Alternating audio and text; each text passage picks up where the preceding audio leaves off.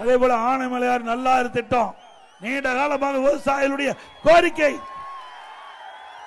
அண்ணா திமுக அரசு இருக்கின்ற பொழுது நானும் அருட்சகோதரர் திரு எஸ் பி வேலுமணிகளும் அண்ணன் பொள்ளாச்சி ஜெயராமன் அவர்களும் சகோதரர் கே சி கருப்பன் அவர்களும் நேரடியாக கேரளா சென்று அங்க இருக்கின்ற முதலமைச்சரை சந்தித்து நம்ம தமிழ்நாட்டு மக்களுடைய கோரிக்கையை, நம்முடைய விவசாயிகளுடைய கோரிக்கையை எடுத்து வச்சோம். அவர்களும் அதை பரிசீலிப்பாக சொன்னாங்க.